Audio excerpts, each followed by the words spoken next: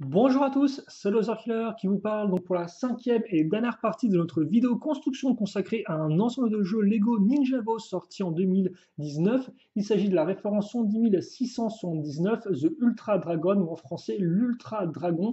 Et donc justement un Ultra Dragon qui commence à être de plus en plus ultra, vu que la dernière fois nous avons construit, eh bien certes, deux figurines, mais surtout nous avons construit les quatre têtes de notre dragon qui sont honnêtement super jolies, je trouve. Et donc maintenant, eh bien, on va passer au dernier sachet, aux derniers éléments afin de le compléter et de vraiment le rendre ultra fini, je suppose. Donc, septième sachet, voilà, des jolies pièces vertes transparentes qui m'avaient manqué, honnêtement, je ne vais pas cacher. Elles m'avaient manqué terriblement. Ça manquait un peu de vert transparent comme ce modèle. Beaucoup de blanc, mais pardon, je plaisante un peu. Un peu quand même, parce que j'aime beaucoup le transport. Ok, donc on a une 2x4 ici. On va caser cette pièce 2x2 avec l'accroche circulaire ici. Puis ensuite,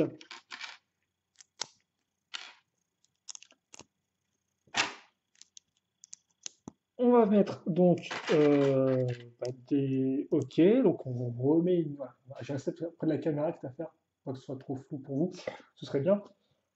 Donc, ouais, met des pièces en succession. Vraiment, ce qui est important à retenir, c'est l'usage des pièces 2x2 avec l'accroche circulaire, je pense, qu'il va servir à faire les différents segments de notre queue de dragon. On va forcément retrouver ces fameuses pièces-là et aussi d'autres pièces d'accroche à l'arrière avec les 1x2 accroche à clip femelle, comme ceci.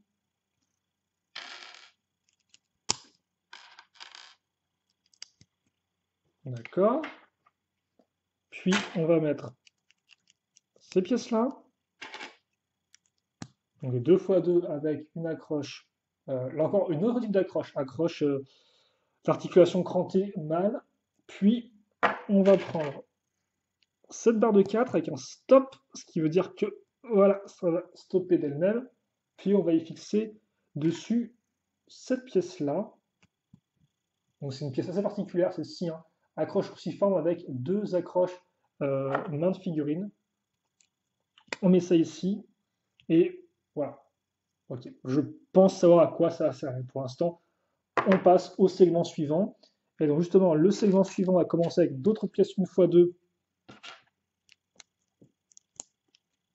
et accroche en façade. Puis, on va fixer ça, une pièce rouge, c'est ça, non? Non, marron, je sais pas. Attendez, comment ça marche? Ok, d'accord. Donc ouais, on accroche l'ensemble avec des 1x2 et des 2x2. C'est bien la même couleur, que je ne me trompe pas, parce que ça peut aussi m'arriver de me tromper de couleur. Puis, et ça comme ça. Donc c'est une pièce qu'on a vue beaucoup de fois avec les têtes lors de la construction à la partie précédente. On va retrouver des pièces comme ça et on va à nouveau mettre ces pièces-là, les 2x2. Là encore, c'est des pièces qu'on va retrouver tout au long de la construction de cette queue.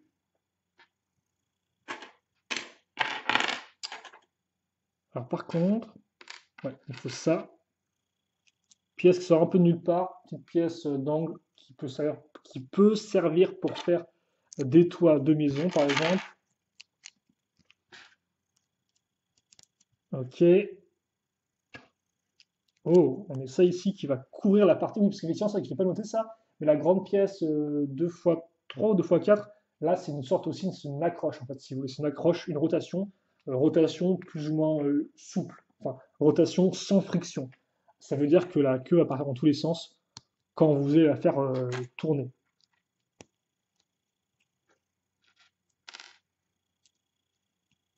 Ah, des petites pièces trans, par contre, qu'on met ici.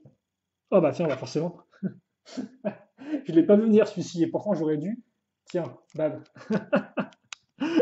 Comme ça. Ça m'avait presque manqué, effectivement.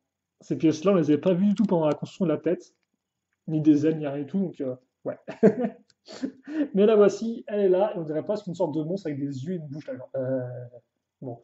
Euh, on a ça, et on va mettre ça ici. Donc comme vous pouvez voir, en fait, voilà, on va, entre guillemets, emboîter ces pièces-là. Une sorte de prise en sandwich. Et pour la maintenir en place, on va fixer... Oula, c'est quoi le plan là? On va prendre une barre de 3 avec stop. Donc c'est comme avec la barre de 4 avec stop, parce qu'elle elle est plus courte en longueur. Et on va la mettre là-dedans. Voilà. Et donc...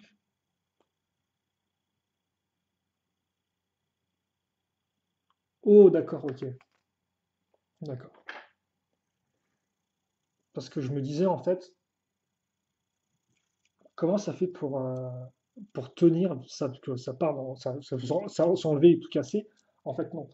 Ce qu'on va faire pour éviter ça, au début, je pensais qu'on allait mettre une sorte d'accroche en dessous, là, un écrou en dessous, mais non pas du tout. On va prendre une 2 fois une, là, comme ceci, puis caser ça comme ça, et voilà. Donc ça fait que la pièce, en fait, ne pourra plus tomber comme ça, et en dessous, bah forcément, il y a tout ça qui bloque la pièce, quoi. Ok, donc c'est plutôt propre, en effet, et je vais peut-être un peu lever la caméra, vu que là, on commence un peu à nouveau à le construire en blanc, et ça commence un peu à flasher. Donc on a ça, oui, ok, d'accord, c'est bon. Enfin, on va prendre cette pièce-là, une très grande pièce de pal, pas pour me déplaire. Prendre cette pièce-là qui a donc l'accroche femelle à l'autre pièce qu'on a utilisée précédemment. Mettre ça ici, et là, logiquement, on devrait commencer à avoir le bout, bah, le bout de la queue, justement, avec cette pièce-là. On case là une fois deux avec l'accroche 10, comme ceci. Puis, on va mettre ça ici. Et on casse ça là. Oh, après, c'est une belle épée. Ça rend plutôt bien, cette forme comme ceci, qui part du fin pour arriver au large, puis qui revient au fin. Ça, on va le caser ici, donc dans notre bouche de monstre aquatique de neige, comme ceci. Voilà. Et donc, je sais plus s'il y avait, voilà, il n'y avait pas un truc comme ça aussi grand au bout de la queue en 2012. Hein. Là, ils ont mis vraiment une extra grande lame. C'était pas vraiment comme ça. Mais je suis pas contre. Puis, ce qu'on va faire, c'est qu'on va prendre ces petites pièces-là et faire ça x3.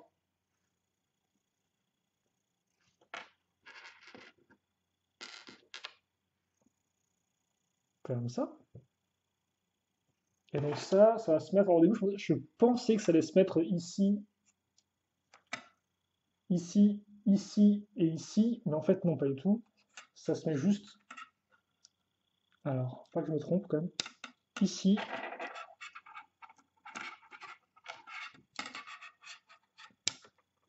et là. Alors, ouais, je pense que ça se met comme ça.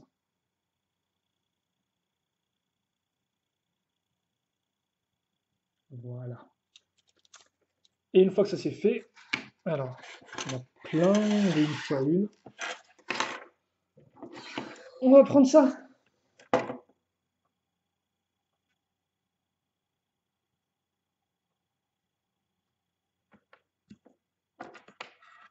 Comme ça. On va le caser ça ici, et là, on va enfoncer ça comme ça. Et c'est vrai qu'effectivement, ce type d'accroche pour la queue à l'arrière, c'est une technique qu'on a vue dans pas mal de dragons, Lego Ninjago. Voilà. Et donc là, on a une roue dentée si on veut faire tourner ça comme ça.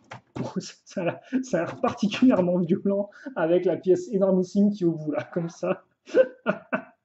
Waouh.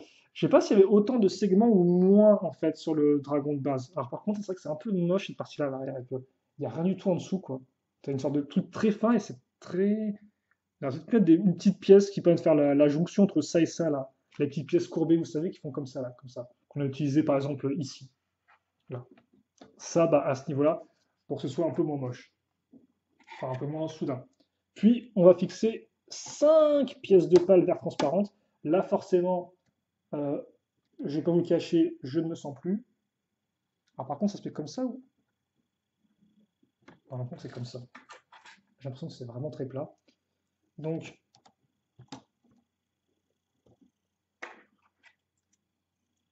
ah ouais, c'est vraiment plat, quoi. D'accord.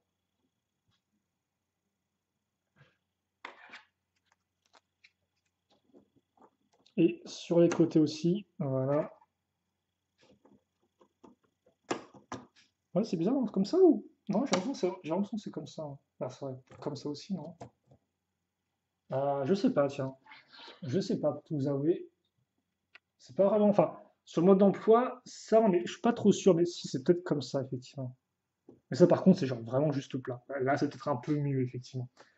Ensuite, alors je vais faire un truc pas super fun, mais je vais faire ça maintenant. Comme ça, c'est bouclé. On va accrocher nos petits tenons.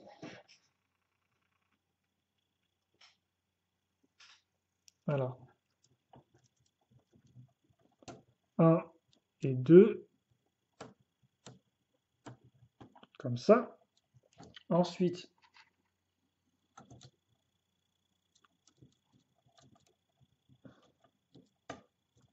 un et deux.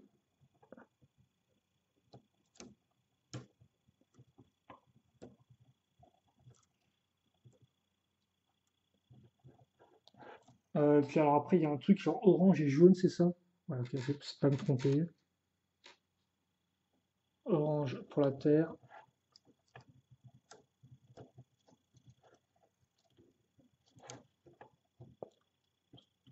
Ça, c'est la roche ou la terre, je sais jamais lequel c'est exactement. Je suis un peu confus vu que dans Bionic, il y avait les deux en fait. Donc Bionic, il y avait l'élément de la terre et l'élément de la pierre.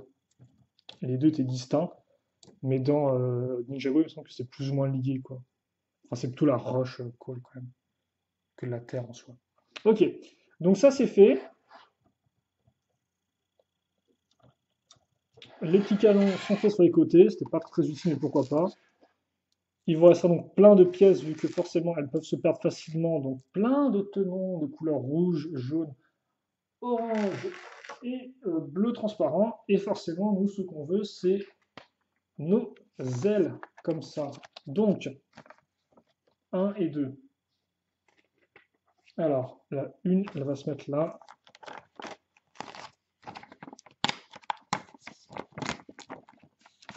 On va juste détacher ça tranquillement.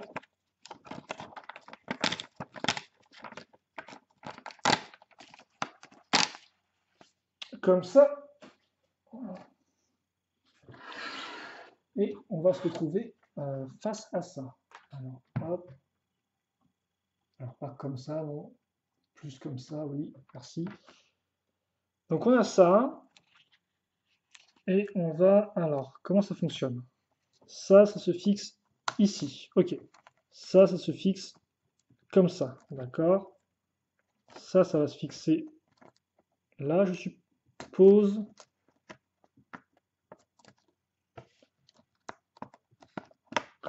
Comme ceci. Et ça, c'est comme ça. Ok. Pourquoi elle part un peu en mode... Est-ce qu'elle devrait pas être plate, là, de base? Parce que j'ai l'impression qu'elle est un peu... J'ai l'impression qu'il faudrait qu'elle soit plus du genre écartée, en fait, à un endroit. Est-ce que c'est moi qui ai fait un truc qui foire ou pas? J'ai pas l'impression. Non, je ne pense pas. Non, je pense que c'est censé faire comme ça, en fait, hein. Parce que par exemple, ça, comme power, ça fait une sorte de petit remous. Et je me dis, bah, c'est pas mieux si genre elle est comme ça, par exemple, dans l'idée, genre bien droite. Mais j'ai pas l'impression que ce soit moi qui ai foiré mes airs, en fait. Et j'ai bien les bonnes accroches. Ah, excusez-moi, pourquoi ça grince ce truc? Arrête de couiner, toi. Ok, c'est bizarre, moi je sais pas. Donc là, le numéro 2, bah, ça va être pareil.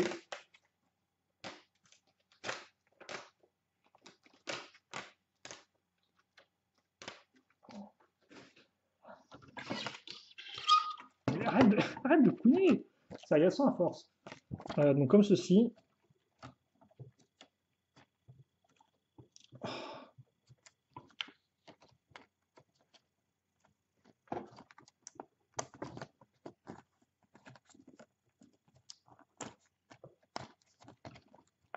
Ouais, c'est à partir de là, effectivement, où de base, t'aurais poussé.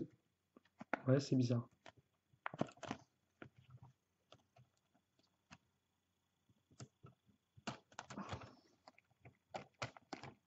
Comme ça.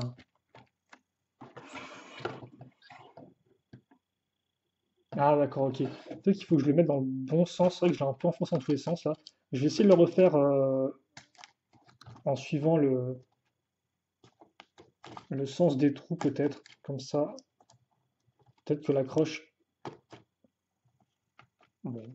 Ouais, c'est comme ça, je suppose.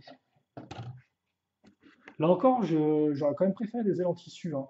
C'est vrai que si on veut parler d'une dernière chose avant de se quitter, c'est qu'effectivement, en termes d'ailes de dragon, on avait de base des ailes faites en briques principalement, quoi, sur la principalité, sur la majorité des dragons. Et c'est vrai qu'effectivement, après est arrivé le dragon du ninja vert maléfique, qui lui avait des grandes ailes, mais faites avec du tissu, ce qui était assez intéressant. Et ça permettait de ne pas faire des ailes ultra massives, ni qui prenaient 10 000 pièces ou qui étaient ultra lourdes, quoi. Et après, à la même époque, par contre, ils avaient fait le Disney Bounty en 2015, qui lui avait aussi des ailes, mais en plastique. Et après, ils ont fait un mix de ça, donc on a eu des ailes en plastique pour les dragons. C'est le cas avec Firstborn, par exemple. Et donc là, ils ont repris ce concept-là. Et ça, sur le coup, j'aurais préféré les ailes en tissu, parce que quand même, je sais pas, je préfère le côté tissu, en fait. Et de prime abord, je pensais que ça allait être comme ça, mais en fait, non. Ça reste en plastique. Après, je peux comprendre peut-être que le plastique, comme ça, a plus de souplesse entre guillemets que le tissu en termes du côté élastique justement, mais c'est un peu ouais, je sais pas. En tout cas, voilà le dragon avec. Alors par contre, c'est qui? Enfin, peut-être le mettre comme ça là.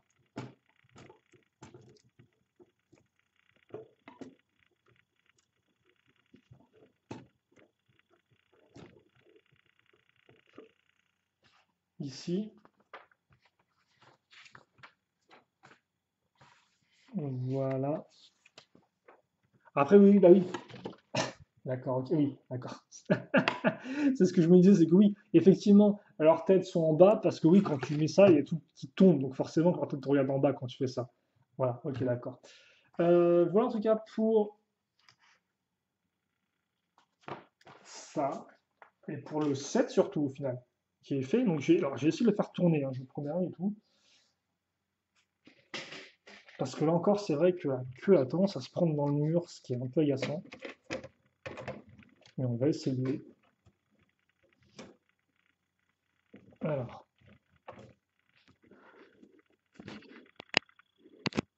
Et c'est vrai qu'en plus, il commence à faire ultra sombre, hein, je vais pas vous le cacher. Il y a presque tout qui est genre sombre dans ma pièce, quoi. C'est pas top du tout. Bref.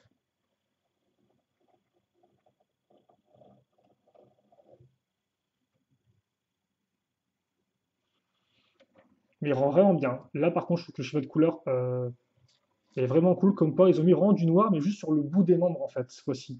Donc, bout des pattes et bout de la queue. Or, avant, c'était pas comme ça, quoi. C'était genre toutes les pattes étaient noires-grises. Alors que là, il y a vraiment un effort qui a été fait pour que les couleurs euh, s'enchaînent mieux, quoi. Comme ceci. Puis après, on peut aussi le mettre comme ça. Et comme on peut le voir, il est vraiment impressionnant, hein.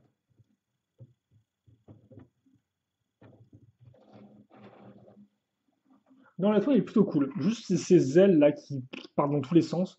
Faudrait que je vois si j'ai pas fait une erreur ou pas de construction. Honnêtement, je ne pense pas. J'ai bien suivi ce qu'il me demandait de faire.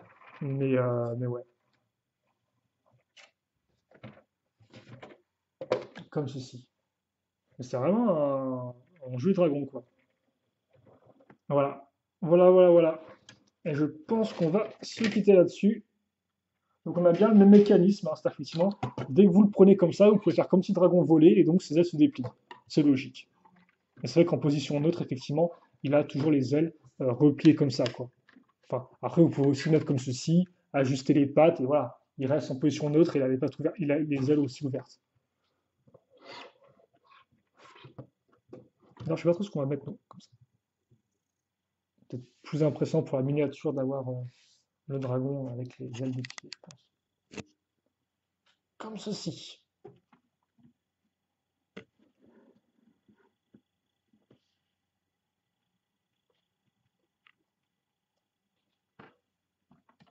Voilà. On va peut-être faire un éclairage qui n'est pas trop violent, tiens. Est-ce qu'on peut mettre par contre la tête de lui comme ça, pour qu'on voie un peu son œil? Ouais, non, on peut pas trop le tourner, hein, c'est le max qu'on pourra faire. Alors peut-être dans ce sens-là, ce sera peut-être un peu mieux. Non, on va le mettre comme ça.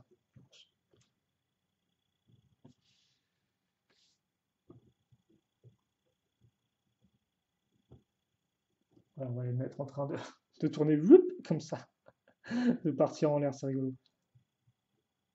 Et j'ai vraiment beaucoup ces têtes de foudre, hein, là, vraiment très bien. J'aime aussi beaucoup la tête de roche, dragon de roche, qui est plutôt cool. N'hésitez pas à me dire laquelle vous préférez entre les quatre,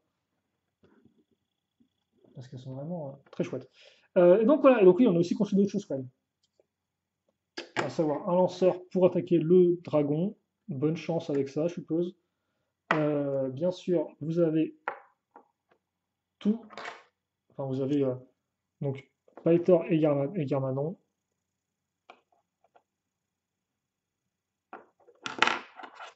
Je suppose qu'effectivement, le Garmadon, pourquoi pas. Bon, Garmadon a plus de liens, effectivement, avec le fait qu'il tue, entre guillemets, le grand dévoreur qu'autre chose, quoi. Parce qu'il ne me semble pas qu'il ait vraiment des liens avec l'Ultra Dragon, après. Bon, après, forcément, il a un lien direct avec Lloyd et Wu, donc voilà. Et par contre, c'est vrai que je ne l'ai pas mis. D'ailleurs, je ne sais pas du tout si on peut mettre, ranger les katanas de Lloyd dans un coin. J'ai pas l'impression qu'on ait des accroches. Bah, au pire, vous pouvez, oui, prendre les katanas qui sont ici, quoi. Ou même mettre les katanas de Lloyd peut-être là-dessus sur les bras mécaniques. Ça peut aussi passer. Bon, après, forcément, c'est vrai que quand tu es assis sur ton dragon, ça fait un peu du genre en mode croisière, quoi. Genre mode détente, comme ça, tranquille. Mais bon, je préfère ça à la version debout bizarroïde qu'il y avait à l'époque. En tout cas, ouais, non, rien à redire sur le dragon. Effectivement, moi, je trouve mieux que sa version de base. Mais bon, ça, je pense qu'on va encore enfin, j'en reparlerai dans les mêmes. J'en reparlerai sûrement lorsqu'on fera les deux comparaisons. Même si faire les deux comparaisons, même si faire une vidéo comparaison avec ces deux gros mastodontes me fait déjà un peu flipper quant au cadrage de ces deux messieurs. Mais voilà en tout cas donc pour cette grande vidéo construction sur l'Ultra Dragon, le plus gros modèle de cette première vague Ninjago 2019 Legacy. Et c'est aussi d'ailleurs pour moi ma dernière vidéo sur cette vague-là, en termes de construction tout du moins, vu que j'ai tout construit. Je tout construit. C'était la dernière. Donc, bien sûr, on se reverra très prochainement pour des vidéos bilan et autres dans lesquelles je donnerai mon impression sur la vague. Les vidéos review, bien évidemment. Et puis, bah, écoutez, pour le reste, j'espère que vous avez apprécié cette vidéo. Merci à tous de m'avoir suivi pendant tout le long de la construction, hein, qui a facilement, là encore, duré, bah quoi, ouais, 2 bonnes heures 30 au moins. Donc, c'était assez long. J'espère que c'était intéressant. Et donc, bah, j'espère vous revoir pour de prochaines vidéos. On se quitte là-dessus. Questions, commentaires, allez-y. Et puis pour le reste, eh bien, passez une bonne journée, une bonne soirée, une bonne tout ce que vous voulez. Et à la prochaine. Salut à tous et à toutes.